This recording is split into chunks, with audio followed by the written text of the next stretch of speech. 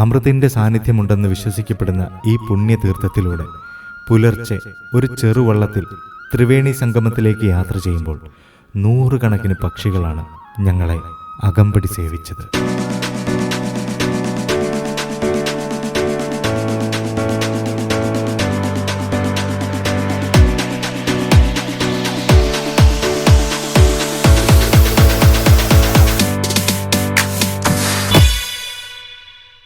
ഇന്നലെ രാത്രി കുംഭനഗരിയിലെത്തിയ ഞങ്ങൾ ഏറെ നാളായി ആകാംക്ഷയോടെ കാത്തിരുന്ന പുണ്യസ്നാനം ചെയ്യുവാൻ അതിരാവിലെ തന്നെ ത്രിവേണി സംഗമം ലക്ഷ്യമാക്കി പോയിക്കൊണ്ടിരിക്കുകയാണ്.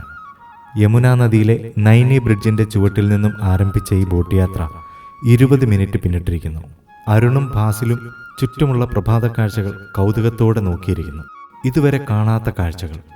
ഇനി ഏതാനും നിമിഷങ്ങൾക്കുള്ളിൽ തന്നെ യമുനാ നദിയിലൂടെ പോയിക്കൊണ്ടിരിക്കുന്ന ഞങ്ങളുടെ ഈ ചെറുവള്ളം ഗംഗയും സരസ്വതിയുമായി കൂടിച്ചേരുന്ന സംഗം തീരത്തെത്തിച്ചേരുമെന്നോർക്കുമ്പോൾ എന്തെന്നില്ലാത്തൊരനുഭൂതി. എന്താണ് ഈ കുംഭമേള? കുംഭമേളയുടെ ഉത്ഭവത്തിന്റെ പ്രധാന ഐതിഹ്യം പാലാഴി മഥനവുമായി ബന്ധപ്പെട്ട് കിടക്കുന്നു. ദുർവാസാവ് മഹർഷിയുടെ ശാപം നിമിത്തം ജരാനരകൾ ബാധിച്ച ദേവന്മാർ ശാപമോക്ഷത്തിനായി അമൃത് പാനം ചെയ്യാൻ തീരുമാനിച്ചു. ഇതിനായി അസുരന്മാരെയും കൂട്ടുപിടിച്ച് മന്ധരപർവ്വതത്തിനെ കടക്കോലാക്കിയും വാസുകി എന്ന പാമ്പിനെ കയറാക്കിയും പാലാഴി കടയാൻ ആരംഭിച്ചു. അസുരന്മാർ പാമ്പിന്റെ തലഭാഗവും ദേവന്മാർ വാൽഭാഗവും പിടിച്ചാണ് കടച്ചിൽ ആരംഭിച്ചത്. മന്ധരപർവ്വതം കടലിലേക്ക് മുങ്ങിത്താഴാൻ തുടങ്ങി. ഉടൻ തന്നെ മഹാവിഷ്ണു തന്റെ കൂർമാവതാരമെടുത്ത് പർവ്വതത്തിനെ താങ്ങി നിർത്തി. വീണ്ടും കടച്ചിൽ ആരംഭിച്ചതോടെ കടലിൽ നിന്നും ആദ്യം പൊങ്ങി വന്നത് ഉഗ്രവിഷമായ കാളകൂടമായിരുന്നു. ലോകരക്ഷാർത്ഥം വിഷം പാനം ചെയ്ത മഹാദേവന്റെ കഴുത്തിൽ പരിഭ്രാന്തയായ പാർവതീദേവി മുറുക്കെ പിടിച്ചു. വിഷം കണ്ഠത്തിൽ തന്നെ തങ്ങിയ അന്നു മുതലാണത്രേ മഹാദേവൻ നീലകണ്ഠനായി മാറിയത്. കാളകൂട വിഷമൊന്നുമില്ലെങ്കിലും ഭർത്താവിന്റെ കഴുത്തിൽ പിടിക്കുന്ന ആചാരങ്ങൾ ഇന്നും മുറ പോലെ തുടർന്നു പോന്നു. പാലാഴിയിൽ നിന്ന് പിന്നീട് പൊങ്ങി വന്നത് ഐരാവതം, പാരിജാതം, കൗസ്തുഭം, പാഞ്ചജന്യം, ശംഖ്, കാമധേനു തുടങ്ങിയ ദിവ്യവസ്തുക്കളായിരുന്നു. ഒടുവിൽ ധന്വന്തരിമൂർത്തി സ്വർണരശ്മികൾ പൊഴിച്ച് അമൃതകുംഭവുമായി ഉയർന്നു വന്നു. എന്നാൽ അപ്പോഴേക്കും ഈ അമൃതകുംഭത്തിനായി ദേവാസുരന്മാർ പരസ്പരം പോരാടാൻ ആരംഭിച്ചു. 12 ദിവസം നീണ്ടുനിന്ന യുദ്ധം. ദേവന്മാരുടെ 12 ദിവസം മനുഷ്യരുടെ 12 വർഷമായാണ് കണക്കാക്കപ്പെടുന്നത്. ഒടുവിൽ അസുരന്മാരുടെ കയ്യിൽപ്പെടാതെ ഗരുഡൻ ഈ അമൃതകുംഭം കൊത്തിയെടുത്ത് പറക്കുന്ന വേളയിൽ അതിലെ അമൃതകണങ്ങൾ ഭൂമിയിലെ 4 പതിച്ചെന്നാണ് ഐതിഹ്യം. പ്രയാഗ്രാജ്, നാസിക്, ഉജ്ജയിൻ, ഹരിദ്വാർ എന്നിവിടങ്ങളിലാണ് അമൃതകണങ്ങൾ പതിച്ചതെന്നും പിന്നീട് ഇവ പുണ്യതീർത്ഥങ്ങളായി മാറിയെന്നുമാണ് വിശ്വാസം. ഓരോ 12 വർഷം കൂടുമ്പോഴും ഇവിടുത്തെ തീർത്ഥങ്ങളിൽ അമൃതിന്റെ സാന്നിധ്യമുണ്ടാവുമെന്ന് പറയപ്പെടുന്നു. അതുകൊണ്ട് തന്നെ 12 വർഷം കൂടുമ്പോഴാണ് ഈ കുംഭമേളകൾ നടത്തിവരുന്നത്. ഇതിനെ പൂർണ്ണ കുംഭമേള എന്ന് വിളിക്കുന്നു. ഉത്തരാഖണ്ഡിലെ ഗംഗാതീരത്തുള്ള ഹരിദ്വാർ, മധ്യപ്രദേശിലെ ക്ഷിപ്ര നദിക്കരയിലുള്ള ഉജ്ജയിൻ, മഹാരാഷ്ട്രയിലെ ഗോദാവരി തീരത്തുള്ള നാസിക്, പിന്നെ ഉത്തർപ്രദേശിലെ ത്രിവേണി സംഗമ ഭൂമിയായ പ്രയാഗ്രാജ് ഇവയാണ് പൂർണ്ണ കുംഭമേളകൾ നടത്തിവരുന്ന പ്രധാന സ്ഥലങ്ങൾ.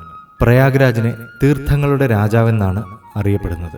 6 വർഷം കൂടുമ്പോൾ ഹരിദ്വാറിലും പ്രയാഗ്രാജിലും അർദ്ധകുംഭമേളകൾ നടത്താറുമുണ്ട്.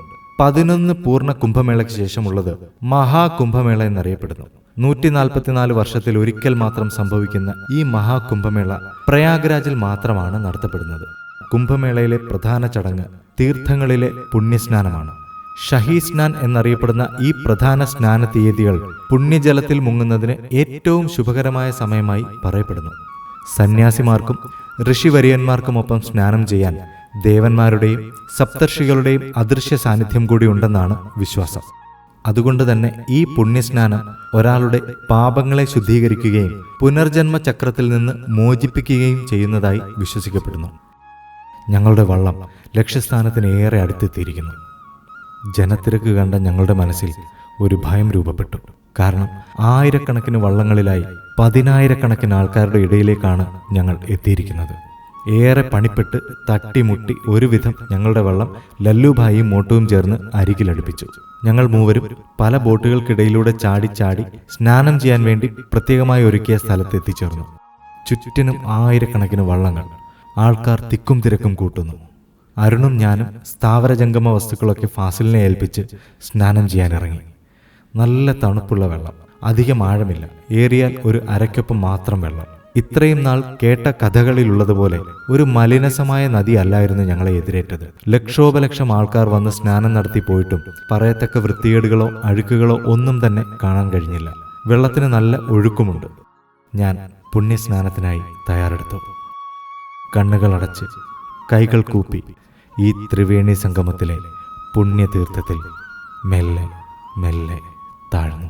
എൻ്റെ ശരീരഭാരം കുറഞ്ഞു വരുന്നത് പോലെ എനിക്ക് അനുഭവപ്പെട്ടു.